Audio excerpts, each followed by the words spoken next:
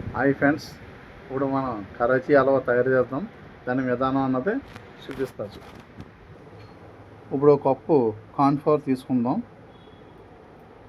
2 కప్పులు వాటర్ తీసుకుందాం.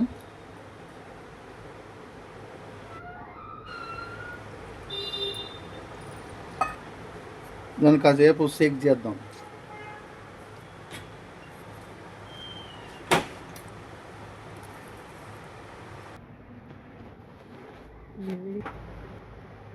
ఆయిల్ కాదు ఫ్రెండ్స్, 2 కప్పులు పంచదార తీసుకుందాం.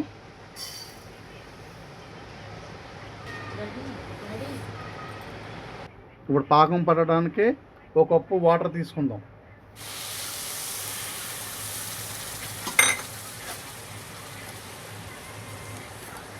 అలా కలుపుదాం. మంట హై ఫ్లేమ్ మీద దీన్ని బాగా కలుపుతూ ముద్రపాకం పట్టేదాకా కలుపుతాం. మరి ఒకసారి చెప్తున్నా, నచ్చితే షేర్ చేయండి, లైక్ చేయండి, సబ్స్క్రైబ్ చేయండి. అలా జిగురుగా పట్టాల పాకం చూసుకోండి, మీకు ఏది కలగ అంటాల. అంటిన తర్వాత ఇందాక కలిపి ఉంచుకున్న కార్న్ఫ్లవర్ మిశ్రమం ఇప్పుడు అందులో కలుపుకోవాలి.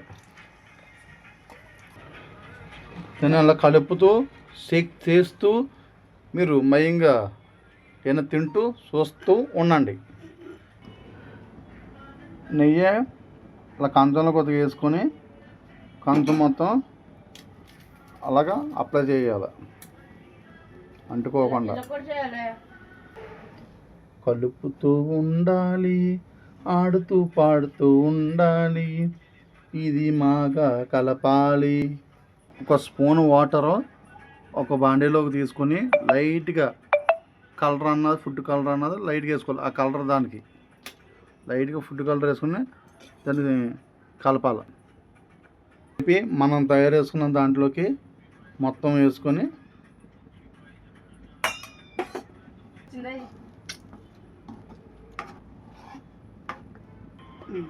ఇప్పుడు నెయ్యి పోసుకుందాం.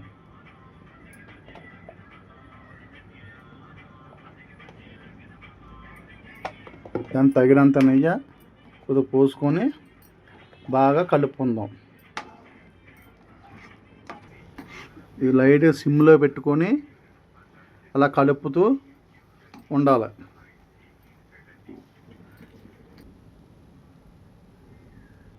మన జీడిపప్పు ఇలాగ చిన్న చిన్న ముక్కలుగా చేసుకొని దాని తగినంత వేసుకుంటే పర్ఫెక్ట్గా ఉంటుంది. జీడిపప్పు తగులుతూ అలవాని తినే బా, దాని టేస్టే వేరబ్బా. బాండీలో అలా కలుపుకుంటూ మయంగా తగినంత కొంచెం నెయ్యి వేసుకొని చేసుకుందాం.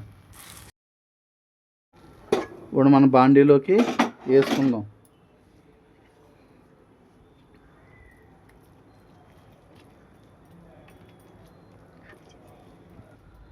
కలర్ మంచి టెంప్టింగ్గా ఉంది. కొంచెం చల్లారైన దాని మీద మళ్ళీ మా ఆవిడ కొద్దిగా నెయ్యి వేసింది, బాగా రుద్దేస్తుంది. ఇప్పుడు చల్లారయ్యాక దాన్ని ముక్కలు కోసుకొని అప్పుడు టేస్ట్ చేసి చెప్దాం. ఈ కరాచీలో చేస్తారు కాబట్టి కరాచీ హల్వా, మనం ఆంధ్రాలో చేస్తాం కాబట్టి ఇది ఆంధ్ర హల్వా. ఓకే ఫ్రెండ్స్, మీరు లైక్ చేసి షేర్ చేయాలి, ఏదో ఒకరు మర్చిపోకండి. బాగా చల్లారైన తర్వాత మనకి చిన్న చిన్న పీసుల కింద కోసుకుందాం. అప్పుడు చూపించుకో.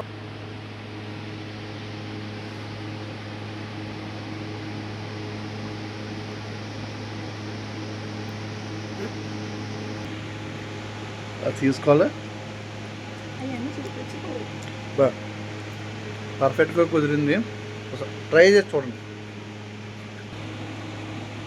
సరదాగా ఫ్యామిలీతో సరదాగా తినవచ్చు.